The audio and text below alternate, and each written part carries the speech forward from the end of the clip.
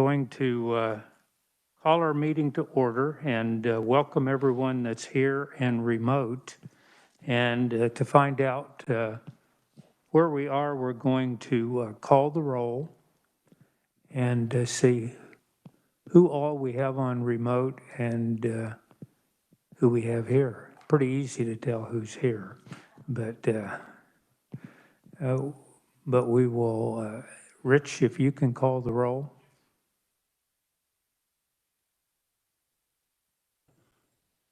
Morning. Chairman Representative Jim Kelly is present.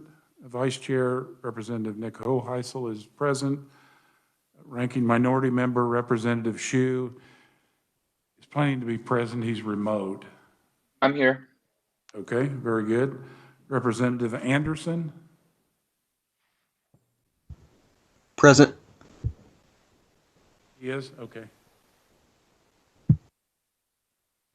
Representative Baker is present and he's remote. Representative Bergkamp. Present. Thank you. Representative Day is present. Representative Donahoe. I understood he was going to be remote. Representative Finney. Present. Thank you. Representative Kessler is here. Representative Lynn is here. Representative Neely. I see that he's up there. He's present. He's remote. Representative Poskin. Present. Thank you. Representative Samsel is present. Remote. Representative Topliker is present. He's remote. Representative Wassinger is present. She is remote. I saw her earlier. And Representative Weigel.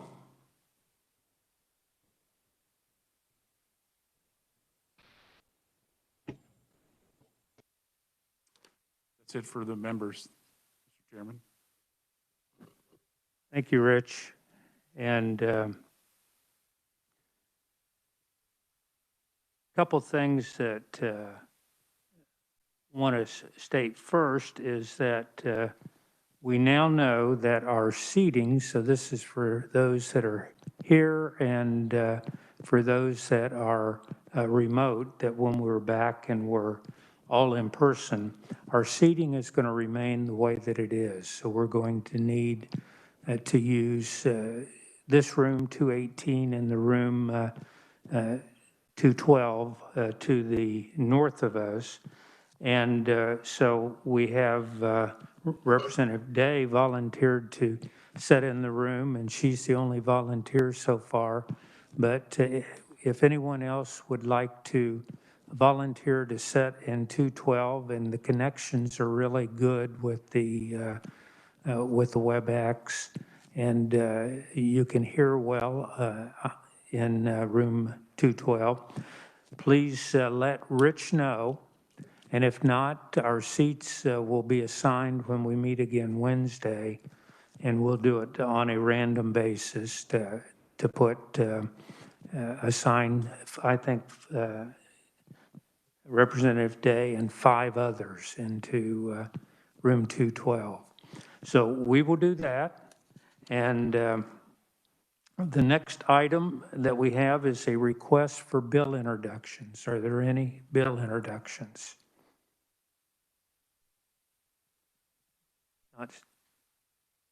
Not seeing or hearing any. This will be on the agenda every time. So we'll be able to have those as we go, and I'm aware of a couple others that will be coming, so we'll expect those. And then for all of our new members, not necessarily new, but new to the legislature and new members to the committee, what we hope and want to accomplish in our hearing today is to be able to we're going to hear House Bill 2069. So with the testimony that you received that came, there's two places. It's out on the website, and the testimony is under our committee, and then it has the testimony available. You also received an email with the testimony in it, and the reason we did that is that our committee assistant, Rich, found out then when you upload it to the website, he uploaded it in the order of who would speak, but it doesn't end up that way on the website. It ends up random. So if you go there, you'd be going back and forth. So in the email that you received from him this morning, it has all the testimony and it's in the order that it'll be presented. So felt that that's easier, but the testimony is out there on the website for the public and for everyone else. So it is there, it's just not in the order that it's going to be presented. So what we want to do is with the testimony and and those that are proponents, opponents, and neutrals that will talk today, you will have a chance to ask them questions if you have want to know something else about what they've presented, or if you have something that you're uncertain about, you'll be able to ask questions. And you will be able to, in between this meeting and when we, what we call work the bill, or when we go through and look at it and see, is it the way we want it? Are there some potential changes that need to be made? Whatever, that you'll have a chance to really read through again the testimony and be able to kind of take it along with any notes that you took and be in a position to for us to then decide what the committee wants to do with the bill, which we can keep it in the committee, we can pass it out to the whole House, and then it would eventually work its way up above the line, we hope. It could sit below the line, but for a long time. But we hope that it'll work its way up because we hope we have a bill that is in a form that it meets, has taken care of the unintended consequences and has all the questions answered. So that's what we hope to do in our presentations today and the questions. And we're going to begin today with a presentation by our research, head research committee staff, Melissa Rennick, and she's going to go through. Now, the one thing about the bill that we're talking about today, this bill actually is one that went through the legislature last year with a different number, but it went through and it passed the House 114-3. It passed the Senate 29-11, and then it was vetoed by the governor right at the end, and there wasn't, we had adjourned and there wasn't a chance to override the veto. So this is a return of that bill. Last year it was House Bill 2619. This year it's 2069, and it's exactly the same as what passed last year. So Melissa is going to present kind of an overview of this bill as it was in the 2019-20 sessions, and then as it is today, and kind of tell a little bit of its journey. So Melissa, if you could please fill us in, and I think you received a packet from Legislative Research, and what Melissa is going to really talk about today is on pages 6 through 9 of that packet, and the rest of it is information that you can kind of look through, and we will discuss at a future meeting when we come up with some issues. But Melissa, please take it away. Thank you, Chairman Kelly and committee members.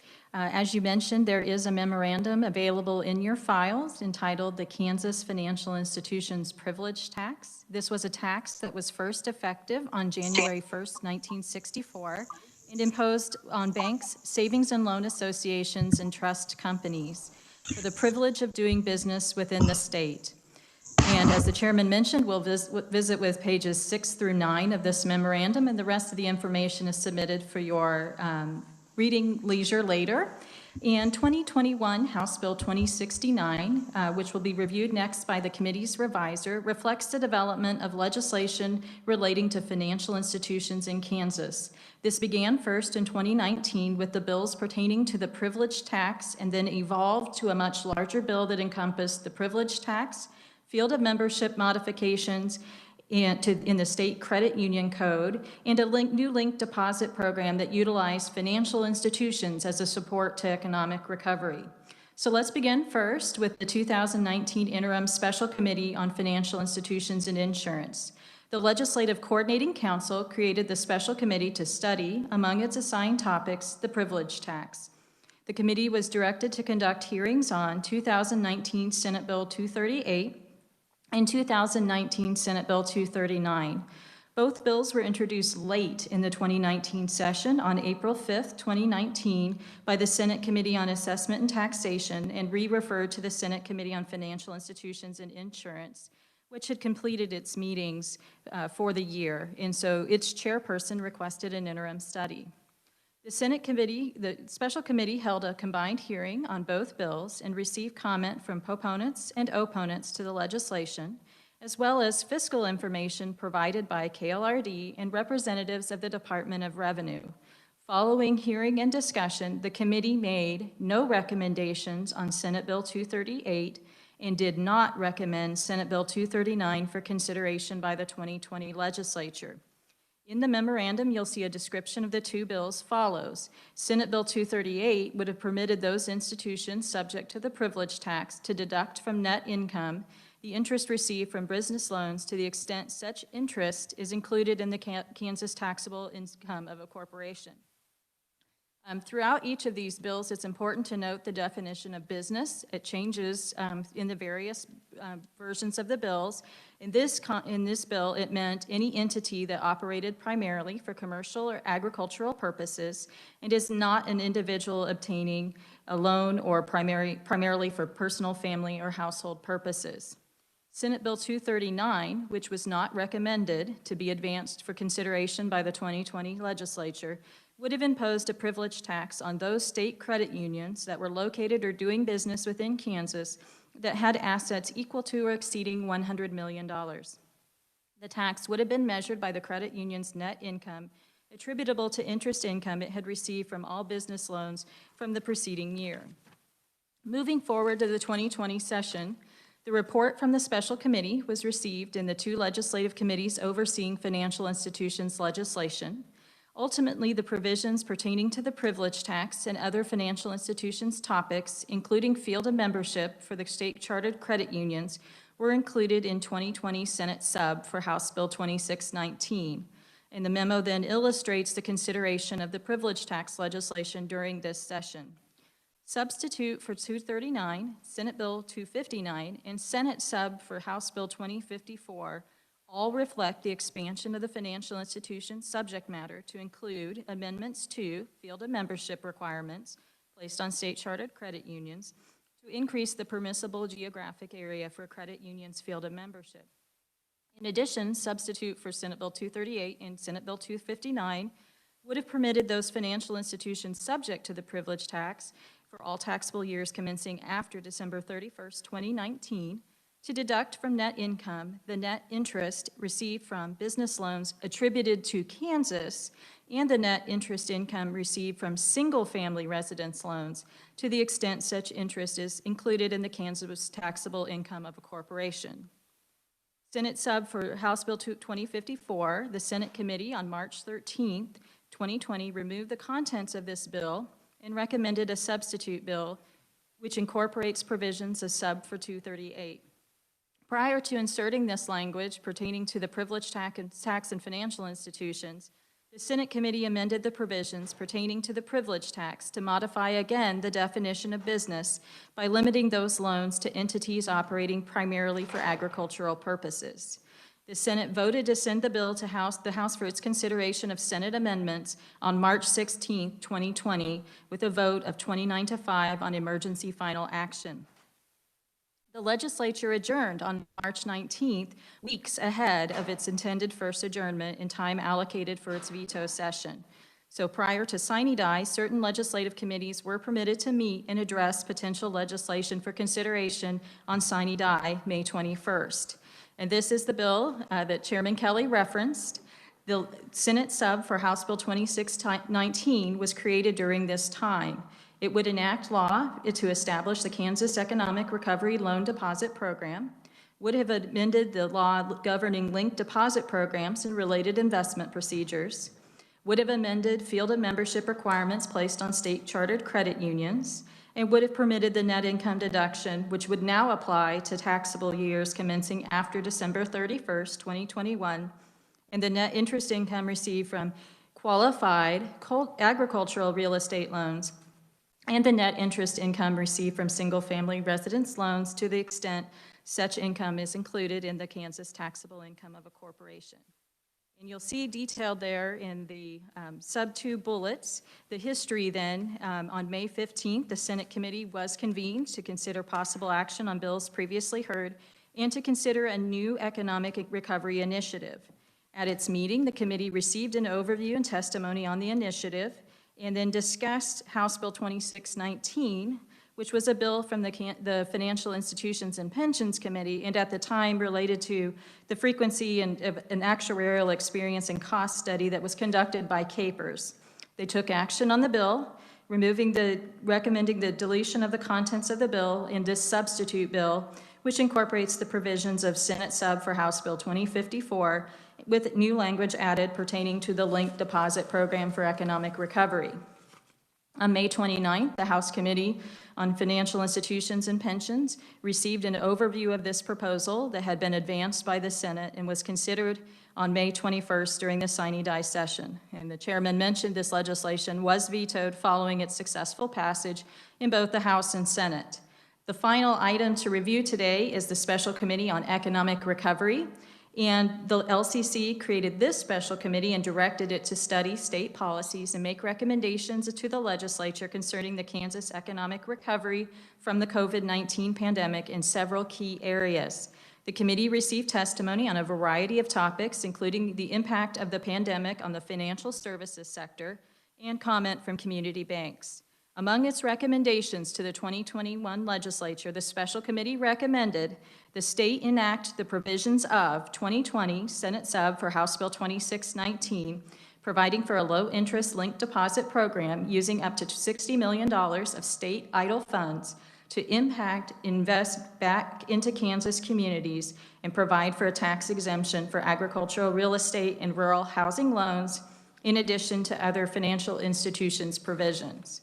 Mr. Chairman, that concludes a review of the 2019-2020 biennium and how the bill advanced to becoming a bill about financial institutions, including the assessment of the privilege tax with a net interest income deduction, the credit union field of membership provisions, and the new economic recovery related linked deposit program. I'm happy to stand for questions at the appropriate time.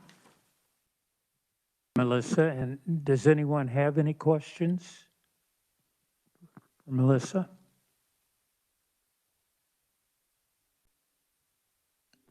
No hands are up, so thank you, Melissa. Our next item is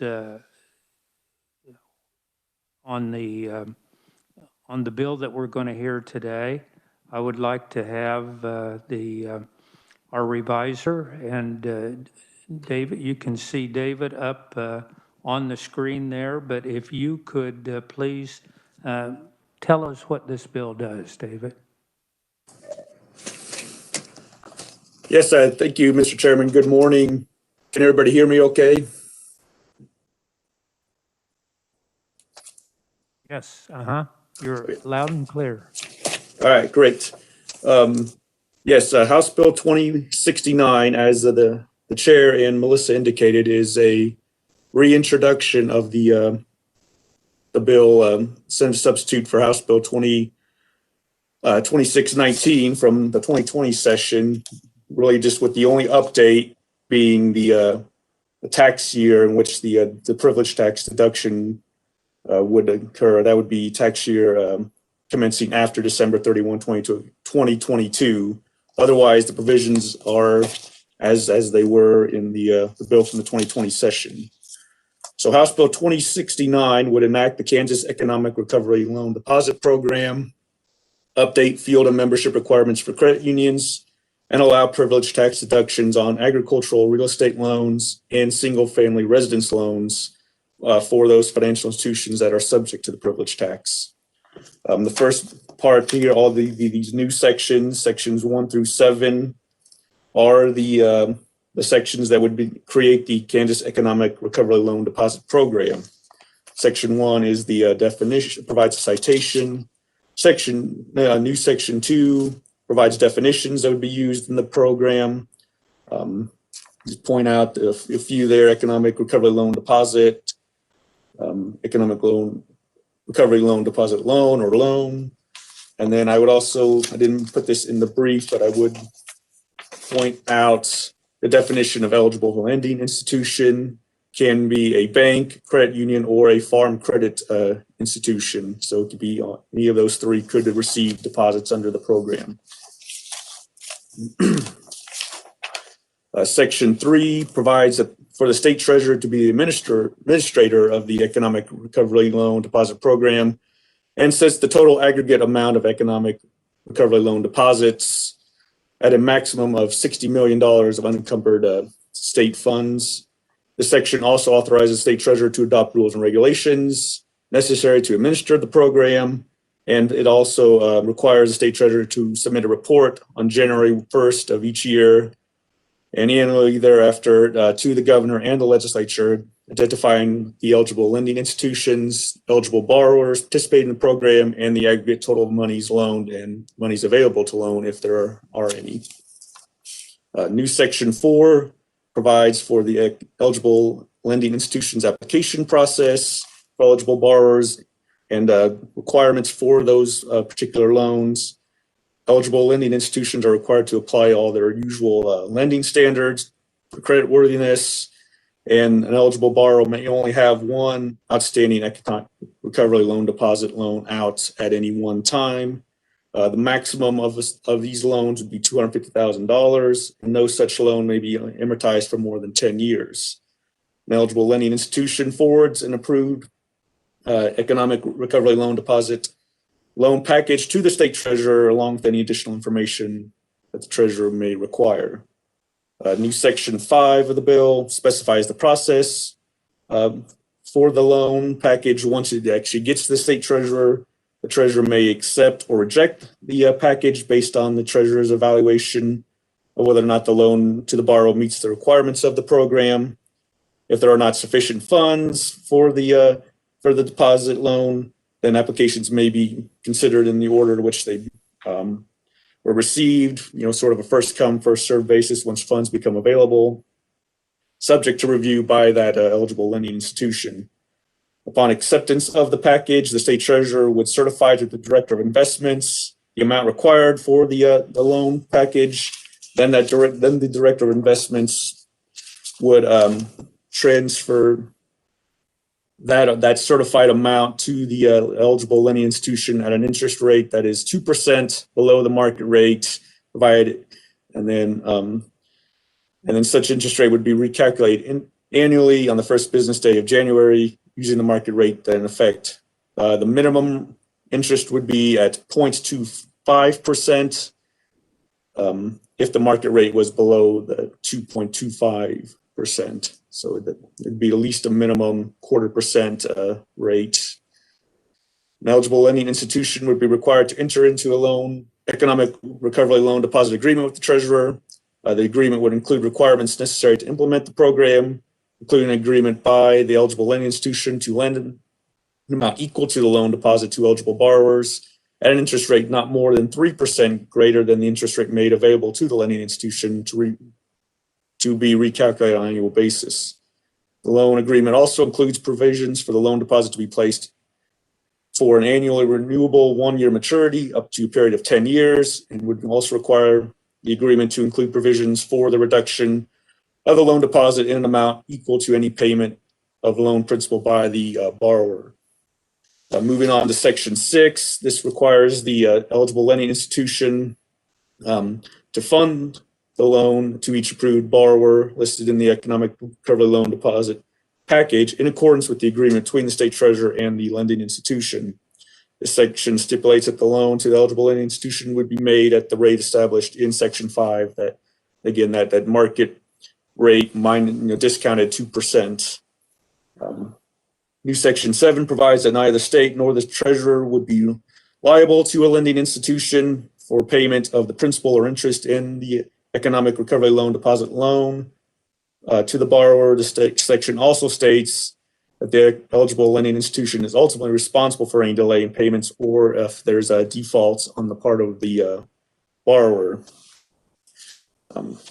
So those are the new sections. And then also Section 9 of the bill amends KSA 754237. This is the investment estate monies statute.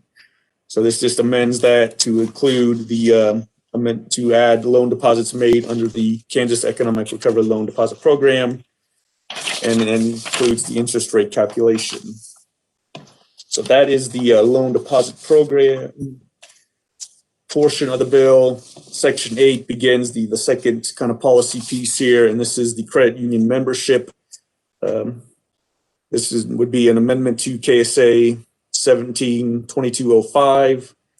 Under current law, credit union members must share one or more common bonds of membership. And those could either be occupational, associational, or geographic. Under current law, geographic area is permitted to include a single political jurisdiction or multiple contiguous political jurisdictions until the aggregate total population of the geographic area, which is 500,000. The law further provides, however, if the headquarters of the credit union is located within a metropolitan statistical area of more than one county, a different maximum population limit would apply. And then that is determined by a particular formula. So what the bill, what 2069 would do, would amend that geographic criteria to increase the permitted maximum from 500,000 to 2.5 million as determined by official state population figures through the U.S. Census Bureau. And then also remove language that's separately applied to credit unions with headquarters located within the MSA. So that language is being removed. And then modify a requirement that provides from and after July 1, 2008, no geographic area shall consist of any congressional district or the entire state of Kansas. It would strike that date-related lead-in language, and then it would just simply say that the membership, no geographic area shall consist of the entire state of Kansas. So it's striking that congressional district. Just can't be the whole state of Kansas. And then there are also just kind of a technical kind of cleanup definitions of MSA, population data, and overact that were struck from the statute as though they're no longer needed since that formula is being replaced. Section 10 then is sort of the third policy piece of the bill. This would amend KSA 791109. Pertaining to the definition of net income and allowable deductions therefrom in the Kansas privilege tax. This amendment would create a deduction for those financial institutions subject to the tax for tax years commencing after December 31, 2022. And it would be a deduction of net interest income from certain qualified agricultural, real estate, and single-family residence loans from net income to the extent that such interest is included in Kansas taxable income of a corporation. There's some definitions added to the statute as well, including interest, what a qualified agricultural real estate would be defined as, single-family residence.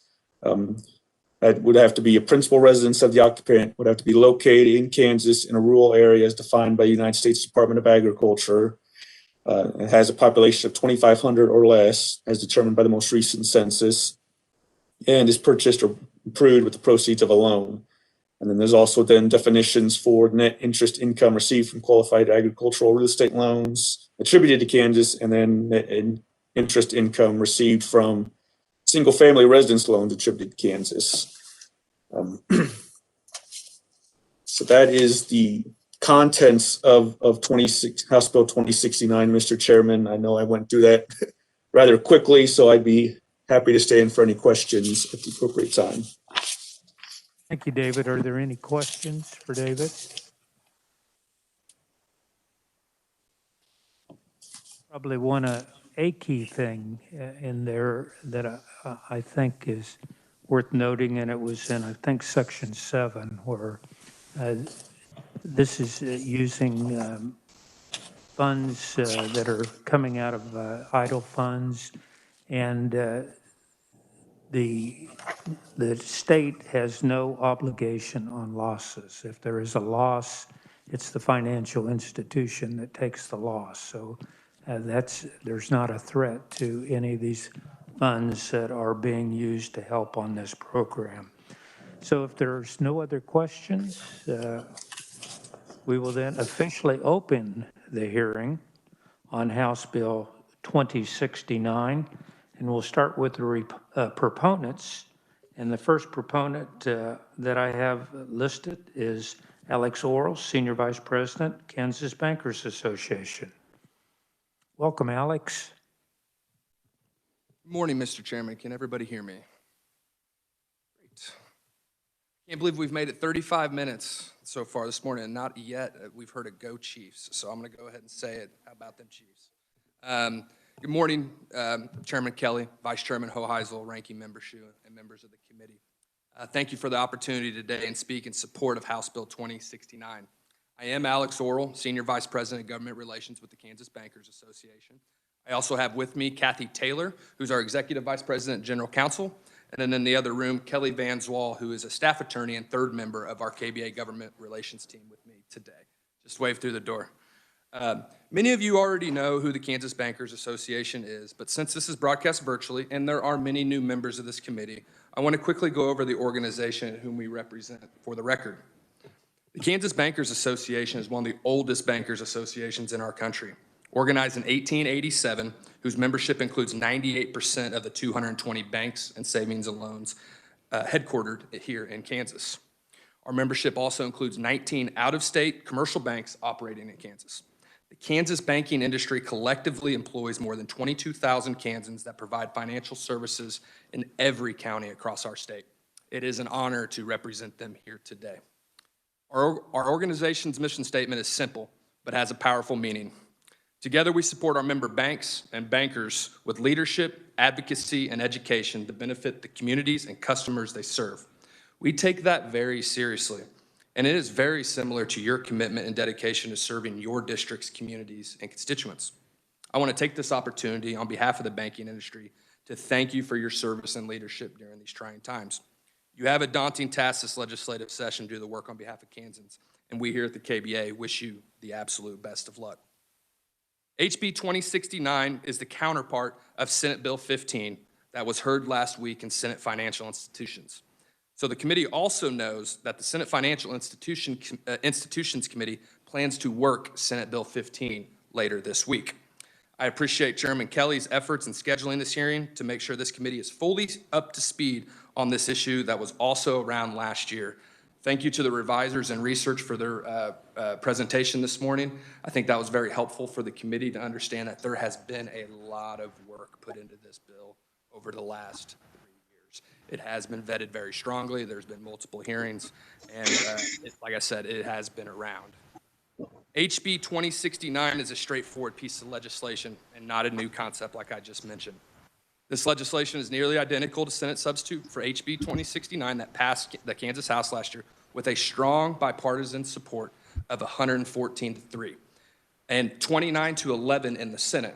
Now, I want to be clear, that second vote in the Senate of 29-11 was the second time the Senate voted on it. The first time it passed, it was 29-5 with bipartisan support. The second time was in sign and die session when there was a little bit of craziness going on and it was voted by partisan lines. But the first time this passed the Senate, it was bipartisan. So it did pass both chambers with strong bipartisan fashion. But it was unfortunately vetoed by Governor Kelly. And I will try and highlight her concerns at the time during my presentation today, too, so I can hopefully answer those questions. I know there are many new members on this committee, so the veterans, please bear with me as I go over this legislation in a little more detail. I do want to thank every single member of this committee that was served in the legislature last year for their support on this legislation last year.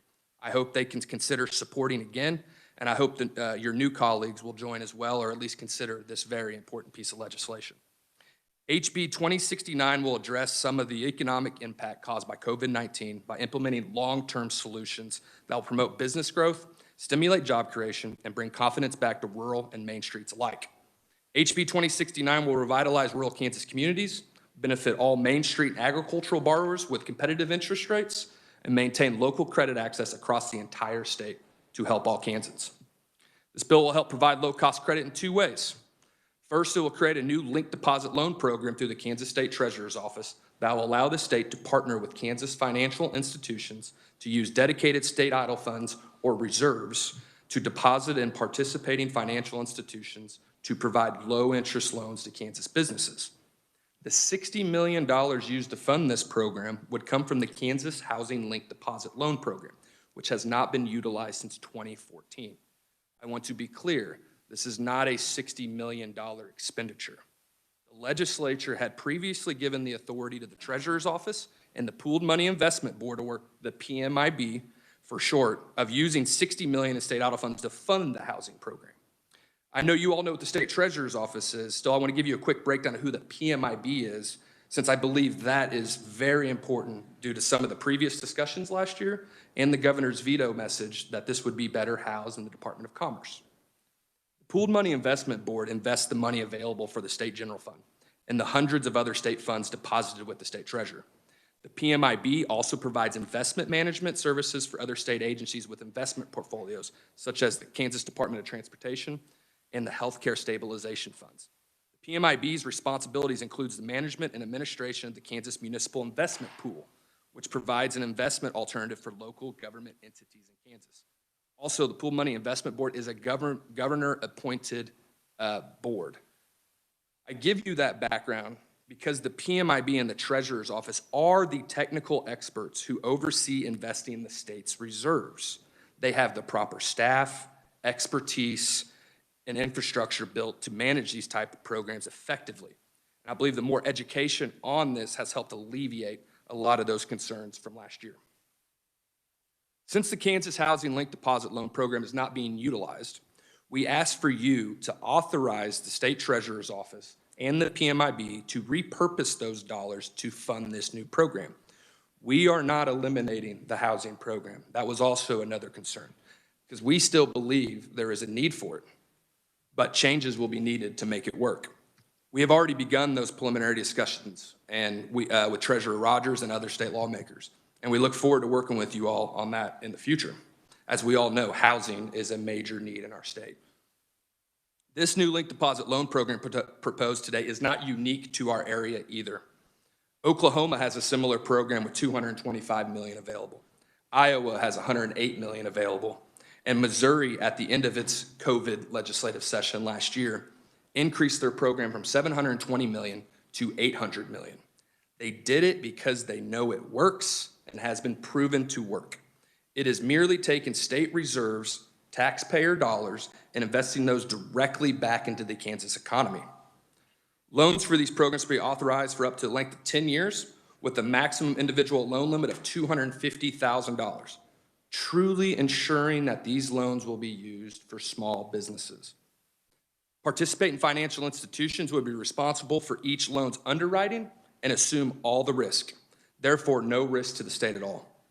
Kansas financial institutions repay the state on those deposits at a floating rate 2% below the market rate with a floor of 0.25%, which is where it would be today with the interest rate environment.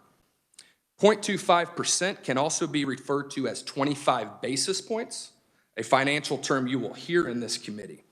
A basis point is simply 1/100th of a percent, or 0.01%. You are going to hear that term a lot in this building. Those reserves right now currently being invested by the State Treasurer's Office and the PMIB that we're talking about using are only earning 0.13% or 13 basis points on the open market.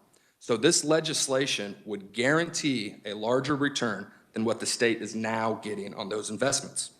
The return on those investments was also another concern from last year, that we don't want to put state reserves in jeopardy.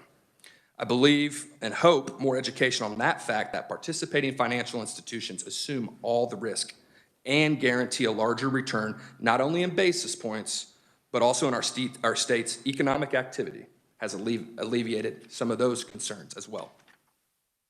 We believe now is the time for Kansas to invest in our state's economic recovery by encouraging impact investing. Impact investing means investing in companies, organizations, and funds to generate a measurable social impact alongside a financial return. This is a term those in the economic development sector know very well, and one of which I have learned from them on and share their views that it works. If you look at the first attachment in my testimony, only 0.3% of the $4.8 billion in reserves, and this is the one with the pie chart, $4.8 billion in reserves, only 0.3 is being invested in Kansas banks right now, with a large majority of these funds invested out of state, such as places like Toyota Motor Company, ExxonMobil, and Bank of Montreal. You'll see on the second page after the pie chart the list of investments. Now, I do not fault the PMIB for their investment strategy. I'm not saying that at all. They have done a fantastic job, and their goal is to get the largest return possible and have a strong record of doing so. Today, what we're saying here is to bring some of that money home and support the communities we all live and work. We all know from our economics class that a dollar rolls over in a community 7 times before it leaves. We believe it's time for Kansas to invest back in itself. You will hear from Treasurer Rogers later this morning.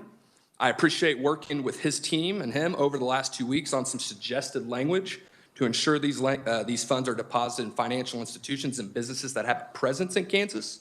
That is absolutely our intent, and we are currently working with revisers and his staff on what we believe are friendly amendments to this legislation.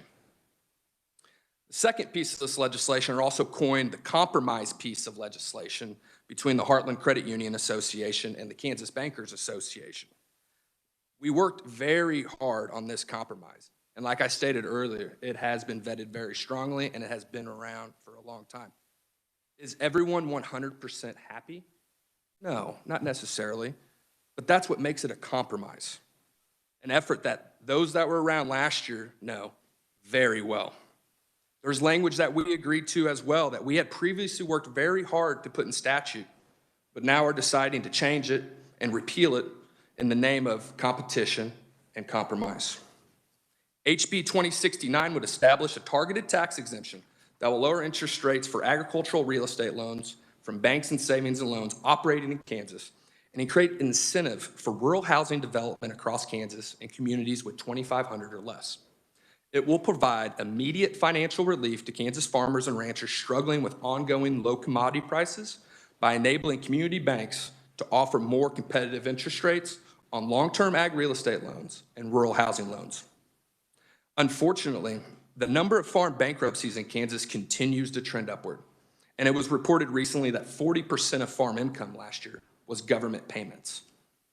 A recent Federal Reserve study that concluded, and I'm quoting, "Government payments in the agricultural sector are likely to limit the severity of financial stress among farm borrowers in the coming months, but uncertainty about longer-term prospects is likely to remain elevated." That is extremely concerning, especially if those payments go away or are reduced, which is another reason why we need every tool in the toolbox, specifically long-term ones, because I do believe there's a void there, which is to help our fellow Kansans. And that is precisely what this legislation does here today.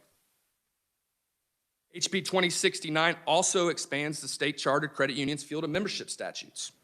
It allows them to increase where they can provide services from the previous cap of 1 million people in one metropolitan statistical area to 2.5 million people with no restriction. This was a big piece for us to give up since we fought hard for that current language, excuse me. This was a big piece for us to get since we fought hard for that current language. But this expansion will allow for more access to credit and more competition for all Kansans. They will be able to serve pretty much the whole state. We believe that is a good thing for competition, and Kansans will benefit. The targeted exemption also mirrors what the farm credit system currently has and would allow our banks to provide the most competitive interest rate environment for our rural communities and ag sector. In the end, Kansans will benefit from this competition. I understand that there will also be another friendly amendment being suggested by the farm credit representative to ensure this exemption does not go further than theirs. We are good with their suggestion. As we have always stated, we have never wanted to go further than their exemption. So once again, we see a friendly amendment.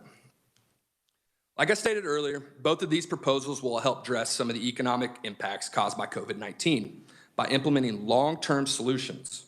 It will help revitalize rural Kansas communities, benefit all Main Street and agricultural borrowers with competitive interest rates, and maintain local access to credit across the entire state to satisfy all Kansans. At this time, I would also direct you to the second attachment of my testimony, to a coalition of groups supporting HB 2069 and or Senate Bill 15, as it's referred to in the Senate. And it also explains the key points and also has some nice graphics. Some have submitted some additional testimony, and we thank their coalition for their continued support of this very important legislation. U.S. policymakers are strategically positioned to assist small businesses, including farmers and ranchers, at this critical moment in our state's history. Our farmers and ranchers and small business owners will need long-term solutions to get through this crisis, and you can and should have a role in providing those tools. We appreciate this committee's time, we appreciate this committee's work and consideration of HB 2069, and Mr. Chairman, I will stand for questions at the appropriate time. Any questions from the committee? Representative Hoheisel. Thank you, Mr. Chair. First off, if anybody that's watching online, any of the representatives have questions, go ahead and raise your hand virtually, and we'll get you caught upon. Alex, thanks for being here today. I just wanted to get clarification. The treasurer has proposed 4 different amendments, and you guys are fine with those 4 amendments? The treasurer has outlined 4 different concerns. One regarding residency, one regarding, making sure this is targeted to businesses and financial institutions that have a presence in Kansas. Absolutely, we're good with that. And there's a second part of that too, to allow some language for the farm credit system as well, because that, I believe, was just an oversight on our part. The third concern was regarding a review process for this legislation. We have proposed an amendment to the Treasurer's Office that would implement a review of this program every 2 years. The fourth was talk about adjusting the rates within the linked deposit loan program. Right now, those rates are recalculated every year. In Missouri, they're able to lock those down for longer terms, 3-5 years. We are still in discussion with that. We're not in disagreement with that with him. We do believe that would be a helpful matter, but the Pooled Money Investment Board definitely has a say in that on how they calculate those rates, and we don't want to step on their toes by any means on that. So yes, bottom line, the 4 concerns that the treasurer has, or I wouldn't consider them concerns, I would just call them suggestions. We are working with him and are good with. Okay, and just on that, the rate is recalculated the first day of the new year, correct? Correct. And I know the treasurer is going to testify later today, and I believe he also has Shauna Wake on his staff available today. She truly is the technical expert on the linked deposit loan programs. So those type of questions, I can answer them, do the best I can, Mr. Vice Chairman, but she is the one that I know is going to be 100%. Okay. Thank you, Alex. Sure. You see any other questions out there? Yes, Mr. Chairman. Yes, Representative Baker. Thank you, Mr. Chairman. Sorry, I waved my hand, but my video is not on. So, Alex, that's very interesting testimony, and as somebody who used to serve on a farm credit bank board, this bill raises several questions. Number one.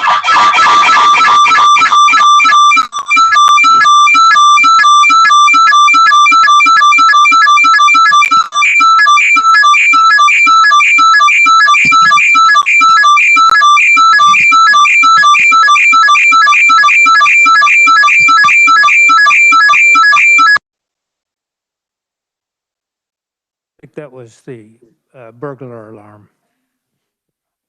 Okay. So back to my questions. So what is the status this year of the farm economy? All my friends that farm and ranch, they appear to be doing pretty well. Is that a fair statement? It depends on how you would look at it, Representative. Was the harvest a good year last year? Yes. Did commodity prices go a little higher? Yes. But you'll actually hear from a farmer shortly after me that will talk about being a farmer that, 4 out of 10 years are profitable. So once again, I would look at this issue that I wouldn't look at it in the short term because it is volatile and it does evolve. The proposal that we're presenting here today would help put in processes for long-term solutions to help that farm economy.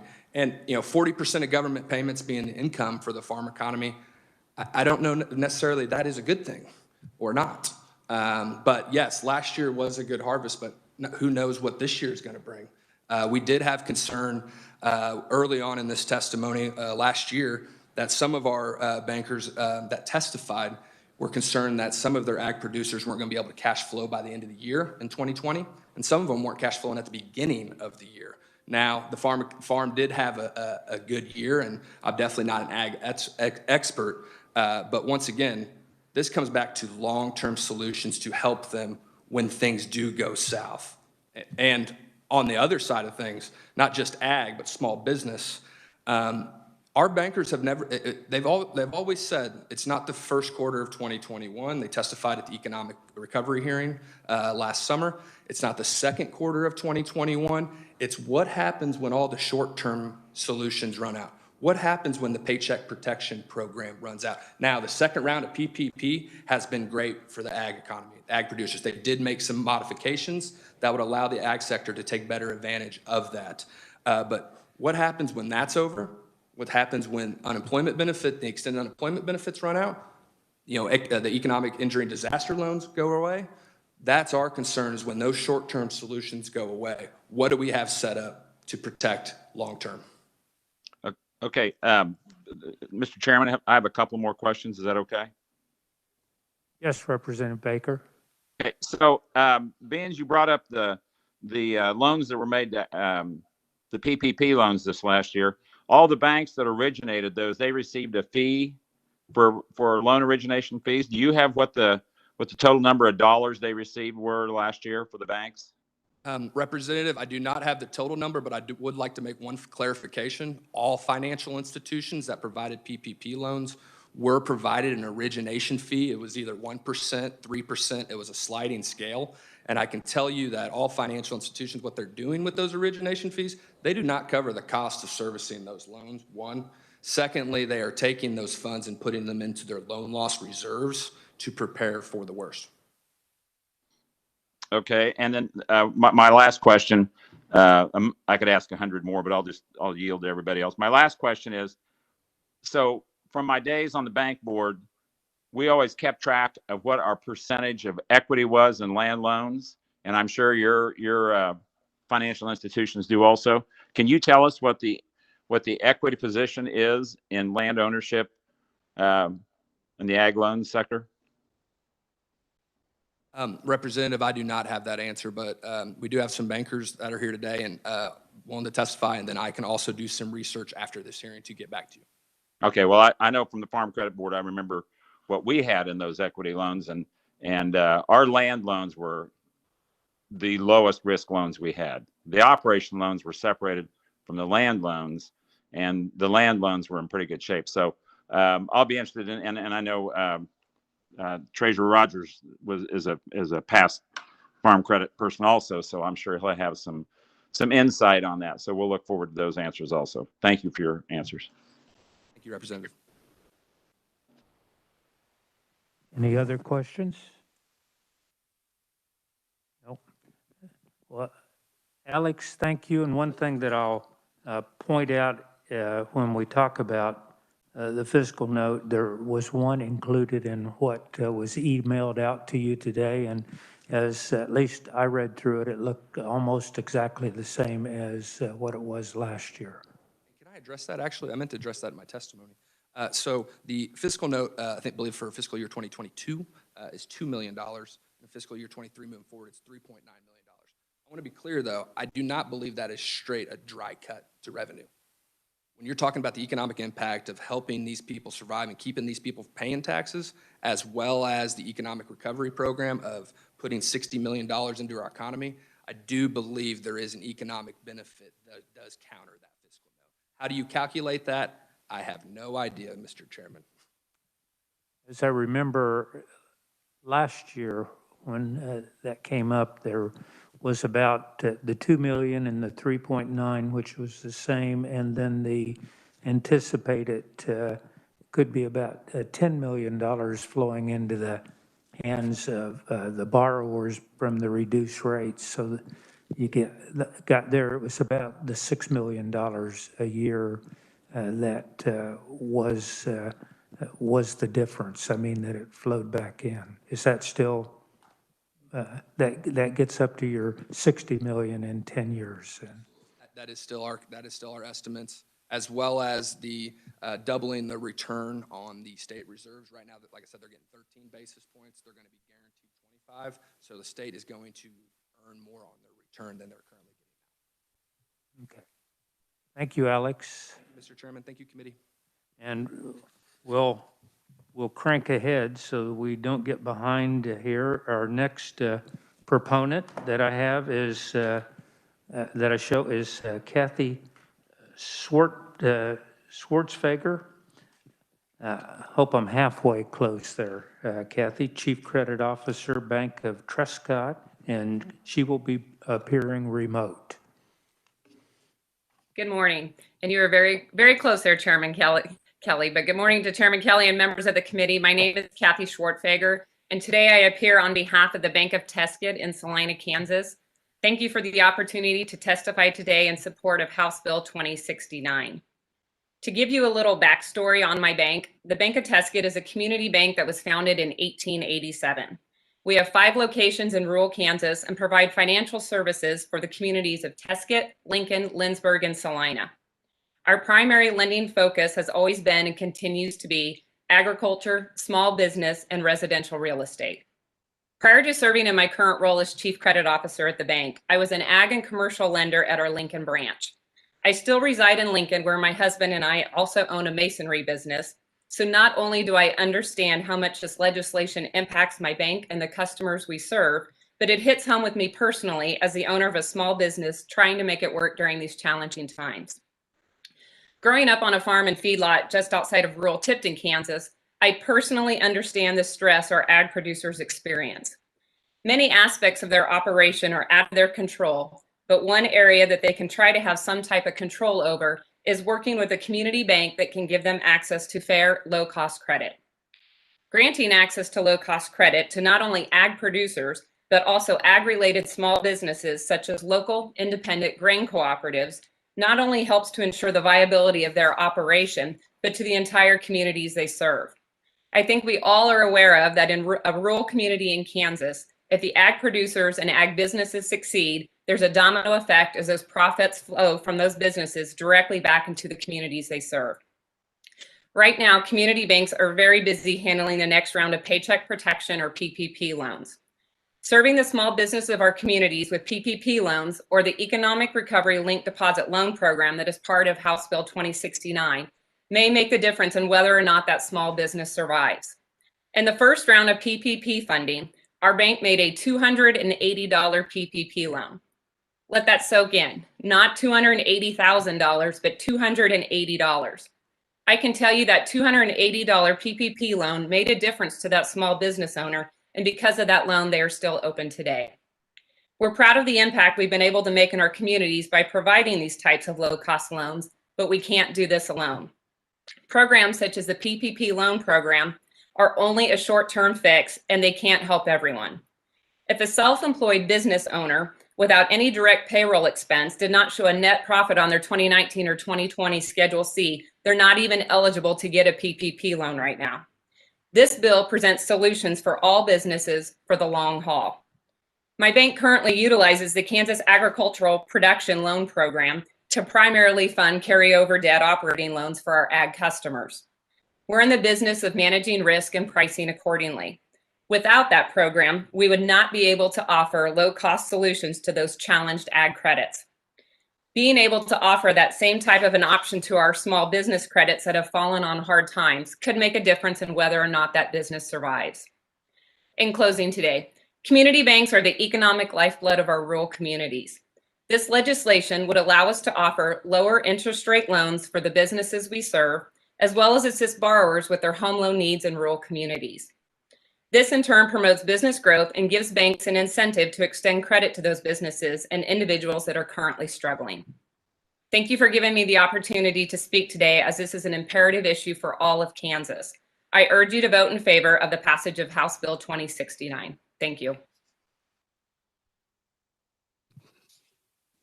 Thank you, Kathy. Are there any questions for Kathy?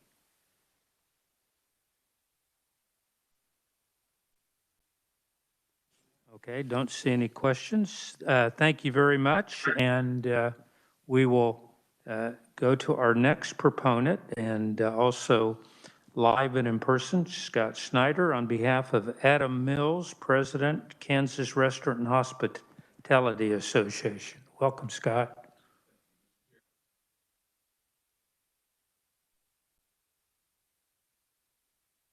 Association today. Our view of government's changed a lot in the last year, and we look at everything through the pandemic and how it's impacted our members, how it's impacted their futures, their families. And so I'm going to put this testimony in that context. And I think we come to the session this year knowing that our laws are insufficient to deal with the pandemic, the situation. The laws got stressed, and I think some of them are very flimsy. Some of them are just built on stilts. And we've got several examples of how this bill would actually assist, would have assisted, still can assist in some of those situations. One example is the Belmont, which is a wonderful restaurant, new restaurant out of Wichita. Years prior, they took out a personal loan. They're wonderful operators who came back to Kansas from Phoenix, remodeled, a really cool place down in College Hill in Wichita. And right when their loans, come due, the pandemic hits, and they have to decide, should we open, should we close? We've already paid hundreds of thousands of dollars in construction taxes. We've already got this loan. What do we do? Their decision was to open. So fast forward, they can only open after that first month shut down with the limited capacity. They can't really pay their bills, quite honestly. Every day they're open, they lose money. PPP comes out. Well, they don't have a prior history to base the reduction on from the previous year. It's those types of situations where this would have been really good to have last year and that we testified on. There's another example, Doodah Diner out of Wichita is a cool place. They just spent another $700,000 remodeling, expanding actually, because they're a high capacity place. Well, their capacity was throttled. How do they then go rework their loan and rethink it? Because now the stress of the reality of the pandemic is even larger. I would encourage you to look on page 3 of my testimony. It's last year's testimony, and as you guys go through, the legislators go through the session, there are several ideas in there that we presented in the linked deposit loan testimony of cliffs that we identified, and of course they're actually happened. Businesses had to decide, should I pay my property tax or should I pay my employees? Should I pay my sales tax because I owe half of it based on last month's income when I don't have any income this month? All these businesses had to make these decisions, and I think the reason we're up here today is, one, this is a really good idea, but two, what it would do for our small businesses is create certainty. It's a place that they could go, in addition to the places they already go, their banks, and figure out another solution to the problem that was created by, quite honestly, the pandemic. So We support this. Happy to stand for any questions. We're going to be around the State House all session with a bunch of things that we've identified today and some other issues. So appreciate your time and attention to these matters. Thank you, Scott. Any questions for Scott? Representative Hoheisel? Thank you, Mr. Chair. Thank you, Scott, for being here today and referencing the Doodah Diner. I love, my wife and I love the Doodah Diner. You have in your testimony some data, nearly 1 in 6 restaurants is closed either permanently or long-term. Do we have any updated numbers on the amount of restaurants, at least in Kansas, that will not be able to open back up? That's a really good question. The National Restaurant Association did a series of these surveys, and a lot of them, they drove down into the individual states. The survey that I'm referencing here is just a national survey. So I don't have that specific data. I've presented some in the past, and they've always kind of tracked with the national data. So I'd expect that number to remain consistent in Kansas. I do know when we testified last May, and it's in my testimony from last year, we lost $325 million in the month of March, laid off 64,000 employees. And while things, we can go to restaurants now, the economics haven't gotten any better. And I do agree, and some of our bankruptcy attorneys also agree that we're not out of it. To the extent you took out a PPP, to the extent that you've leveraged every bit of life capital you've got, what's it look like in the next 3 months? That's when you're going to start seeing some of the stress really happen. So appreciate the question. Thank you, Scott. Thank you, Mr. Chairman. Any other questions? No. Thank you, Scott, very much.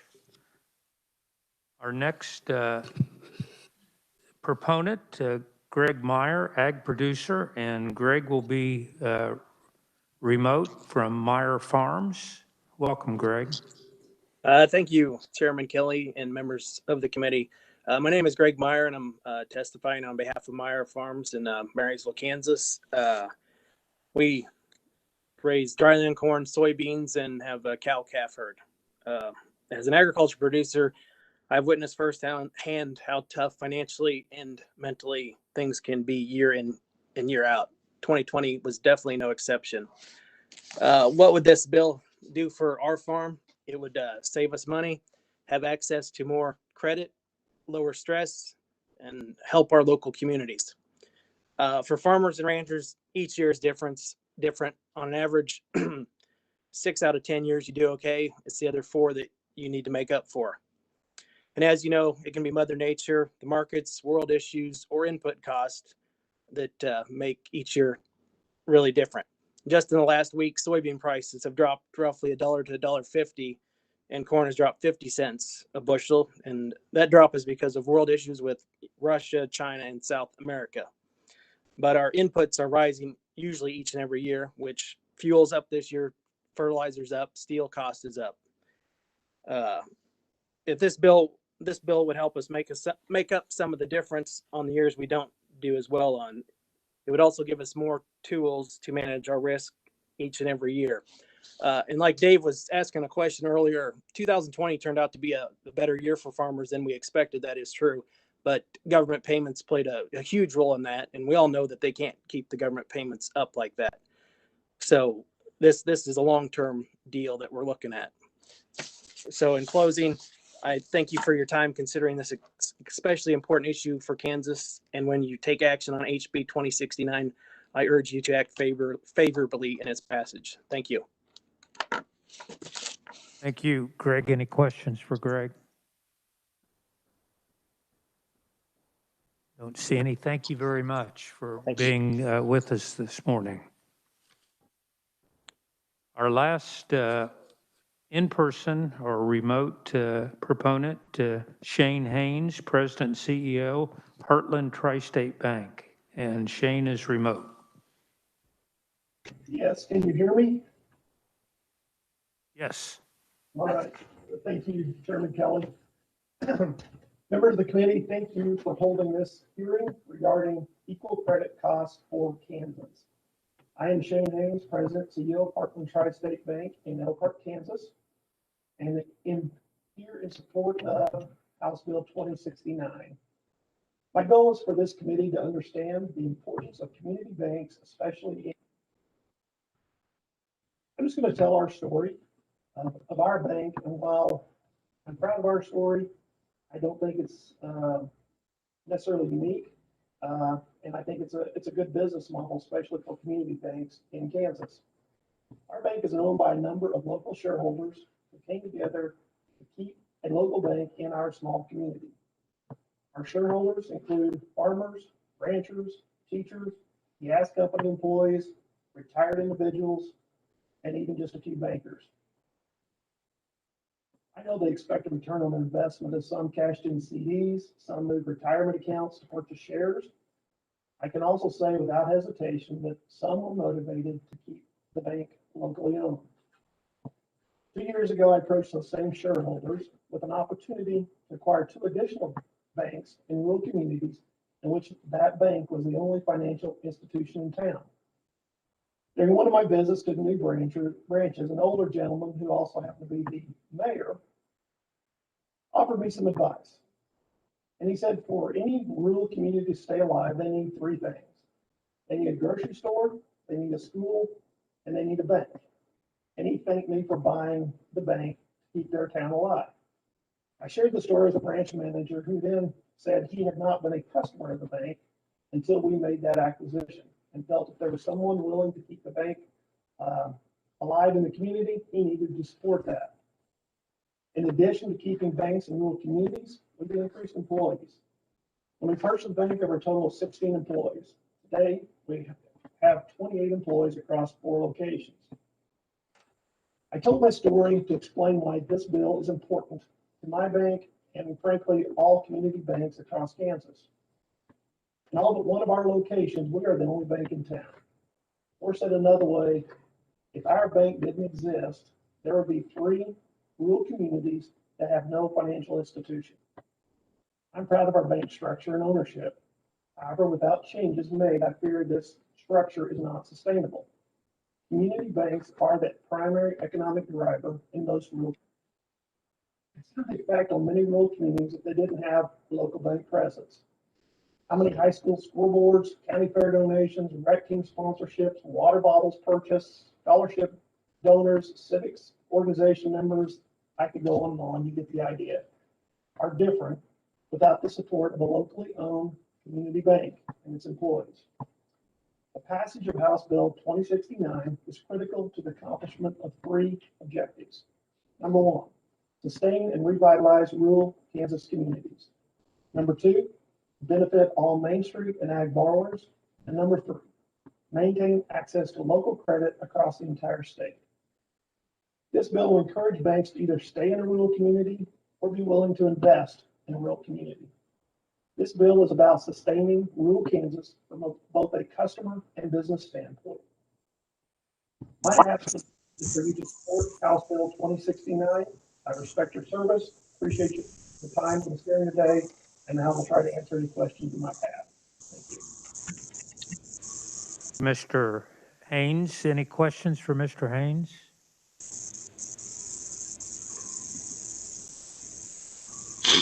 Thank you very much. Committee, that's our last in-person proponent. I draw your attention to written testimony only from Alan Popelka, Vice President, Kansas Livestock Association, Randy Stuckey, Renew Kansas Biofuels Association, Mark Toom, Vice President, Governmental Affairs, Kansas Association of Realtors, Eric Stafford, Vice President, Kansas Chamber, and Dan Murray, Government Affairs, National Federation of Independent Businesses.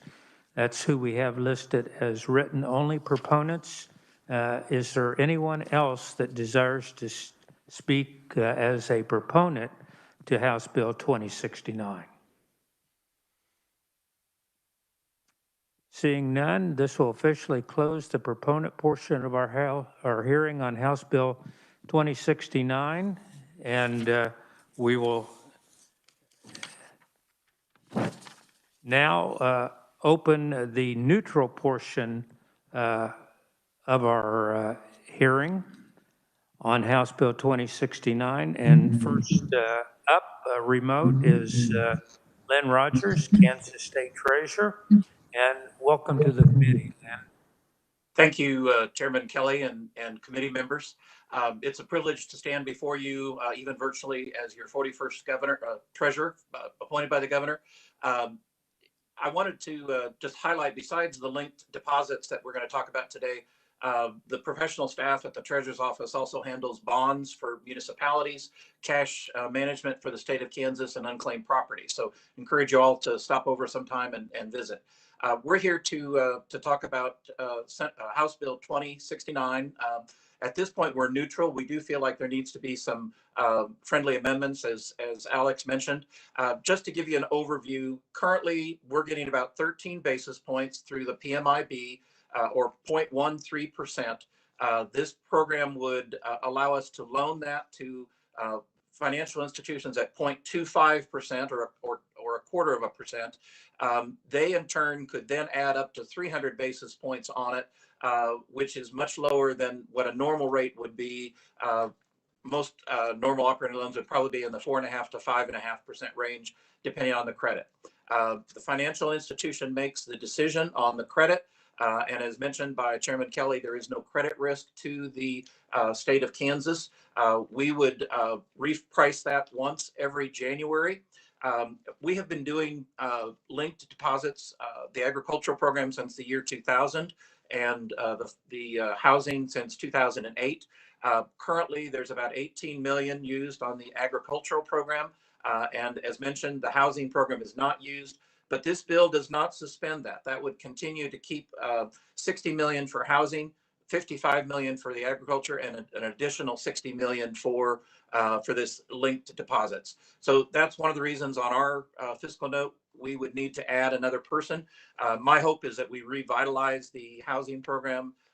It is a very competitive rate if you look at it for remodeling prices. It isn't for brand new mortgages.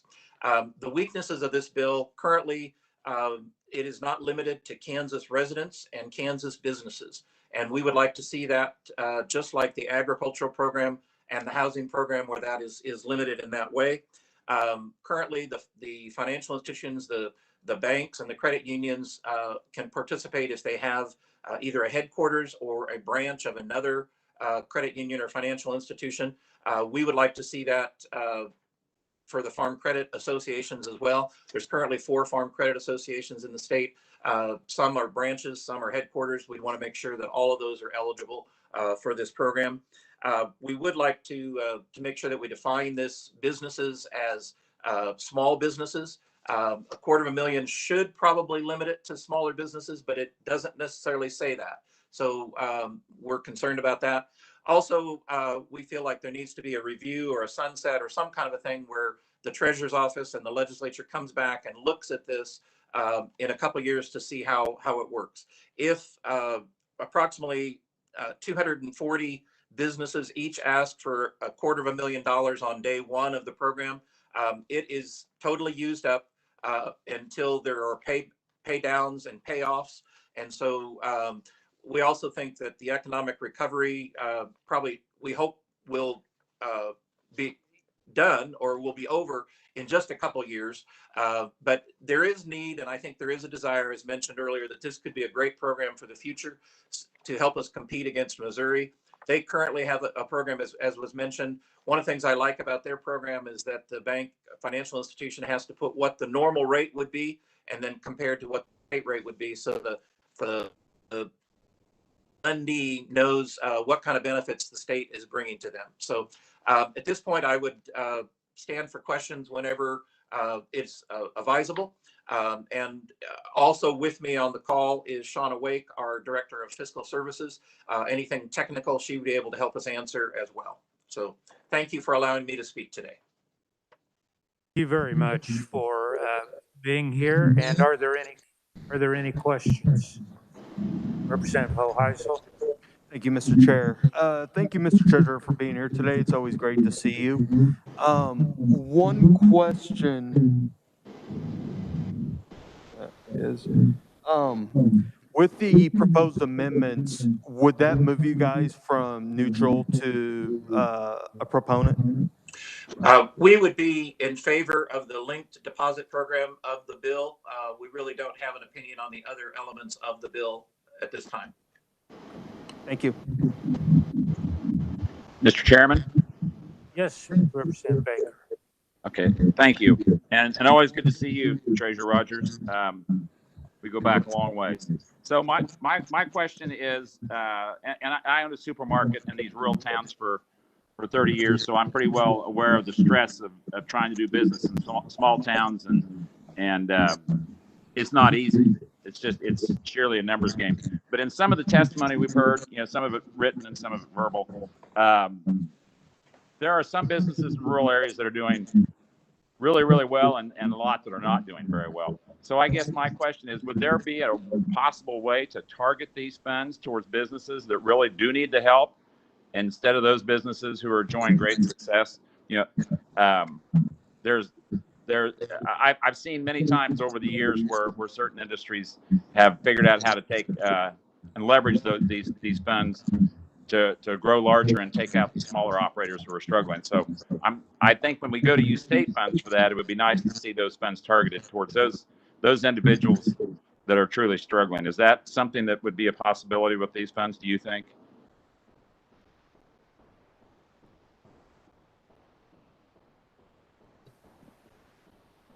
Mr. Rogers, you're muted. Mute myself twice. Sorry about that. As I understand it, in terms of how the bill is written now, there is not a restriction in any way of how it's used. It would all come down to the package that's brought to us by the financial institution. The agricultural program is limited to those that have a debt to asset ratio of 40% or greater. I don't want to substitute the state treasurer's expertise on the financial side for the local lenders' credit worthiness. They're the ones that are taking the risk from that standpoint. But I do think if the legislature intends these to be for economic recovery, I think you could approach it in such a way it would help us have a better understanding if you had a discussion as to who you really wanted these funds intended for. Thank you. Are there any other questions? If not, we will try to get in our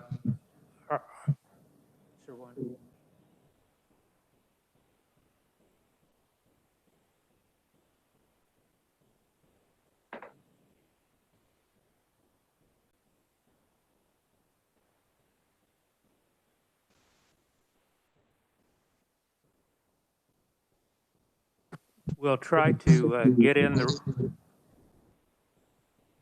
Representative Poskin, you had a question?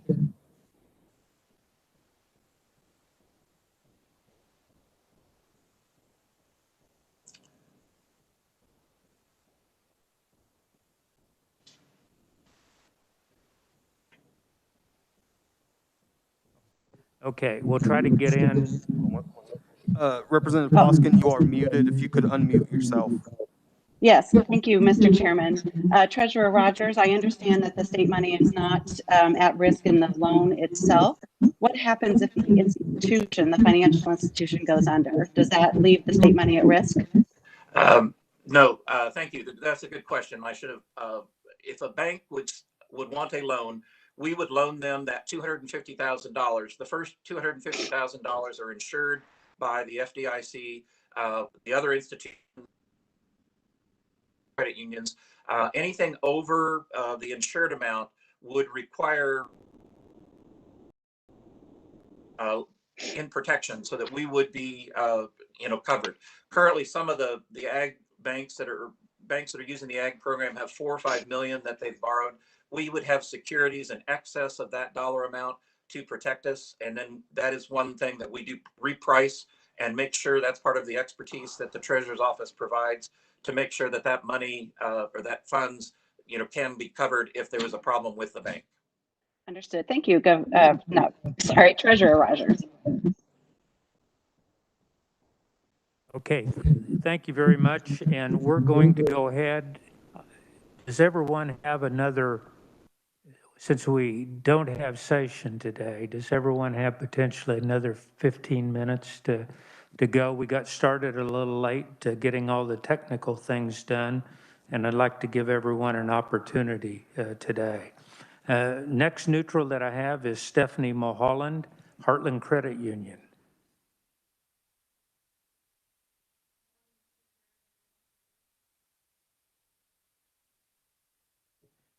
Am I on now? Okay, thank you. My name is Stephanie Mulholland. I'm here on behalf of Heartland Credit Union Association. We represent the more than 690,000 Kansans that belong to their credit unions. Just a quick background on us. Credit unions are not-for-profit. We're member-owned co-ops, similar to your local ag and electric co-ops. So our members range from the smallest being Catholics United Credit Union, which is operated by the church's parishioners in Hutchinson, all the way up to Meritrust Credit Union in Wichita, which is our largest. They were formed by the aircraft industry employees and serve the employees of Spirit Aerosystems today. So House Bill 2069, as Alex mentioned, is compromise legislation that resulted from the good work of the chairman and other members of the committee last year, as well as HCUA and the Kansas Bankers Association. As part of that compromise, we are here to submit neutral testimony. I know we've talked a lot about economic recovery today, so I'll be brief that I know over the last 10 months, credit unions, banks, farm credit alike have all stepped up to really be a part of the economic recovery as much as we can. Besides PPP loans, that has included for credit unions zero interest loans and low interest loans to help people get by until their unemployment benefits arrived, or if they needed a 90-day emergency loan to get through the beginning of the pandemic. We've also done a lot more of free financial counseling, which we do all the time, but we've definitely seen an uptick in the need for that. And last year we did more than 95,000 skip-a-pays, which is the option for Kansans to temporarily skip payment on a mortgage, on a car loan, on a business loan, on a credit card during the pandemic if they needed to help with cash flow. So we do support the link deposit program that's in this bill as one more way to make sure that these small business owners can access affordable financing.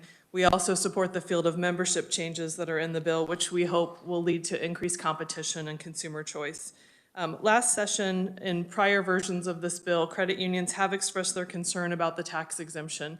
I did want to make the committee aware of what that concern was so that you would know going forward in future legislation. As not-for-profit entities, credit unions are taxed similarly to other not-for-profits in the state, while banks, which are for-profit entities, are taxed in line with all other for-profit entities. Under this bill, for-profit banks would instead be taxed along the line of not-for-profits without being required to follow the same rules as the not-for-profits in the market. Our members remain concerned about the double standard that this type of policy change creates if it's expanded in future years. In my written testimony, I've included some of those rules that credit unions are held to as part of their tax status, but I think the most important one being that we're held accountable for returning the profits to the consumer. So last year, in the first 3 quarters of last year, we returned more than $119 million to consumers through lower loan rates or higher interest rates on savings, or sometimes through direct dividend checks. So we do believe that tax fairness rests with holding all entities that want to be taxed along the lines of not-for-profits accountable to the same rules and restrictions as not-for-profits. Again, we are neutral on this bill, and I appreciate very much the opportunity to have come to a compromise. And thank you, Mr. Chairman, for the chance to comment today. I'd be happy to take questions. Thank you, Stephanie. Are there questions for Stephanie? No question. Thank you, Stephanie, very much. Our third neutral is Kevin Swain, High Plains Farm Credit, and Kevin is remote. Welcome. Good morning, Mr. Chairman. Can you hear me okay? Yes. Okay. I'd like to thank you and the members of the committee for this opportunity to present today. My name is Kevin Swain. I'm the CEO of High Plains Farm Credit in Hays, Kansas. In addition to working for the farm credit system for 25 years, I'm also a 5th-generation Kansas farmer from Bogue, Kansas, and committed to Farm Credit's mission to serve all segments of agriculture.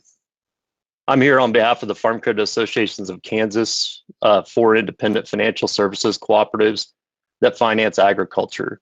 Each of our associations is part of the national farm credit system with retail offices across the state and services provided to farmers and ranchers in every county. Our 4 associations provide over $5 billion in financing to over 21,000 customer owners located in all of 105 of Kansas's counties. The 4 associations, along with our partners at CoBank, were able to pay back more than $74 million in cash patronage to farmers and ranchers in Kansas in 2019 that is taxable to those farmers and ranchers. Farm Credit's unique cooperative structure means that customer owners who serve as our directors are living, working, and raising their families in rural Kansas communities. They're deeply invested in the success of those communities, are interested in finding ways for Farm Credit to contribute to that success. I'd like to just maybe skip to the 3rd page of my written testimony and speak directly about the proposed amendment that Alex referred to in his testimony from the Kansas Bankers Association. You've received testimony that the intent of the privilege tax deduction is to put other lenders on a level playing field with Farm Credit. House Bill 2069 is attempting to align the privilege tax exemption with the federal tax exemption for federal land credit associations. Farm Credit pays taxes on its short-term lending, and federal land credit associations are the long-term real estate lending portion of our Farm Credit associations. This is the reason why the definition in the single-family residence includes a population limit of 2,500 or less. Farm Credit regulations provide for rural homes with the same population limit. However, the definition of qualified agricultural real estate in House Bill 2069 goes beyond the Farm Credit's federal tax exemption. To comply with the intent of leveling the playing field testimony that's presented to the committee, we've suggested some language that would align with Farm Credit Act's regulations, sections 61440, 30, and 614 200. Those potential refinements were underlined in my testimony, but would address the term of the loans should be 5 years, no less than 5 years, and no more than 40 years. The loans must be secured by a first lien position in real estate, and the outstanding loan balance after the advance is less than 85% of the appraised loan value real estate. In conclusion, the ag economy in Kansas is still searching for stability after the pandemic. A long run of slumping commodity prices and weather stress. As agriculture economy moves through the cycles, Farm Credit Associations of Kansas are dedicated to supporting Kansas farmers, ranchers, and rural communities. The Farm Credit system has been and will continue to be a strong advocate for farmers and ranchers in Kansas. I encourage the committee to continue to look for ways to provide direct benefits to our rural communities and consider federal regulations as you evaluate the changes to Kansas regulations. Thank you for the opportunity to provide these comments and observations, and I'll stand for questions when appropriate. Mr. Swain, any questions? No questions, so thank you very much for being here today. And that is the end of our neutral testimony in person. I do not show any written neutral testimony. Does anyone else desire to speak as a neutral on House Bill 2069? Seeing none, this will officially close the neutral portion of our hearing, and we will open the opponent portion of our hearing on House Bill 2069. And the one speaker remote that we have that's going to appear is Brandy Miller, President and CEO, Kansas Cooperative Council. And welcome, Brandy. Thank you so much. Can you hear me okay? Yes, very well. Wonderful, wonderful. Thank you. Well, good morning, Mr. Chairman and members of the committee. Again, thank you for this opportunity to speak with you today regarding the Kansas Cooperative Council's opposition of the privilege tax exemption component of House Bill 2069. I certainly wish I was able to join you in the room But appreciate this virtual option as Mother Nature had other plans for me this morning as I ventured towards Topeka. As the chairman stated, my name is Brandy Miller, and I am the president and CEO of the Kansas Cooperative Council. And for over 75 years, the Kansas Cooperative Council has been working on behalf of cooperatively structured businesses in the state. Many Kansans are members of cooperatives, either through their membership in ag retail, grain marketing, rural electric, financial, or insurance cooperatives. These Kansas are making long-term strategic directions for the cooperatives that they serve. It's the mission of the Cooperative Council to protect the business structure and continue to provide cooperative business solutions for people in Kansas. And even though the Cooperative Council works on behalf of all cooperatively structured businesses, I want to make sure I'm clear that I'm not here to speak on behalf of our farm credit and credit union membership. You've already heard from both of them this morning. But what I do want to focus on is just a few minutes sharing what makes cooperatives unique, especially as it relates to the business structure and the tax exemption component of this bill. So even though co-ops have been in Kansas for over 100 years, and certainly we've seen a lot of changes in that time, the business structure of cooperatives has virtually stayed the same. Cooperatives are structured as member-owned organizations. So when you become a member of a cooperative, you become an owner, and that ownership gives you control through an election of a board of directors, and that board of directors governs the cooperative. When you do business with your cooperative, profits are returned back to you as a member based on use, and those dollars stay local. And as you heard from the credit unions and Farm Credit, the way that those benefits are distributed back to members is dependent on the type of cooperative that you're a member. As a not-for-profit business, cooperatives are afforded tax benefits and are required to pass those benefits down to members. So depending on the business, this could be through cash patronage, equity, lower interest rates, combination of benefits, or even dividends. So this unique cooperative structure that are low. The privileged tax exemption component of Senate Bill 15 would go against long-held precedent by allowing for-profit businesses the same benefits as not-for-profit cooperatively structured businesses without any of the structure requirements that cooperatives adhere to. The privileged tax exemption component of of House Bill 2069 would also create new precedent in Kansas tax policy and jeopardize the cooperative structure that is an important part of not only our financial market in our state, but also our rural and ag economies. Kansas Cooperatives has seen the same challenges that the rest of Kansas has faced in the last 10 months. So we certainly are very supportive of the Economic Recovery Loan Deposit Program. It's another way for rural Kansas to gain access to capital. And in addition, we support the expansion of field of membership as this provides Kansans with additional financial options. But as you heard prior to the testimony this morning, the tax exemption component of this bill was introduced in 2019, long before COVID was wreaking havoc on our economy, and certainly was something being considered before we were thinking about economic recovery. The KCC supports a competitive marketplace, but remains concerned that this bill will not level the playing field. It will provide a for-profit company access to the same benefits as cooperatives without adhering to the same business requirements. The language in this bill does not afford the same transparency that cooperatives are required as not-for-profit entities and does not assure that the tax exemption would be passed directly to borrowers. It is why we respectfully request that the committee reconsider this privileged tax exemption component of the bill. Mr. Chairman and members of the committee, I'm happy to stand for any questions and really appreciate this opportunity to stand before you today. Thank you very much, Brandy. Are there any questions for Brandy as we? No questions. Thank you very much I'm glad we had this ability to do the remote for you. Me too. I thank you very much. Committee, I call your attention to written-only opponents. Gerald Kimmer, CEO, Pride Ag Resources. David Cron, Skyline Co-op Incorporated, I believe in Ulysses.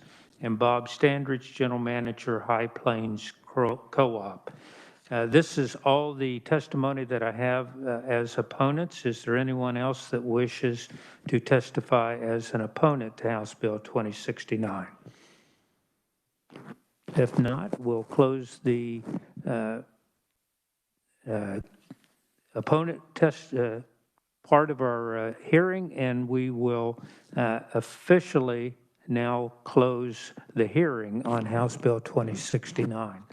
And committee, we have Wednesday, we're going to have a kind of a presentation on our rural development portion of our committee. The speaker that I hope for from the Kauffman Foundation, they need about another week to get all the clearances, so they'll appear next Wednesday, but this will put us in position to do that. And right now, I'll tell you tentatively, we'll look at working this bill next Monday.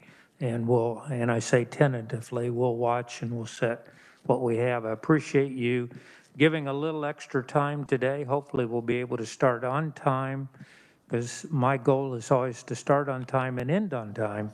So we will officially adjourn the meeting.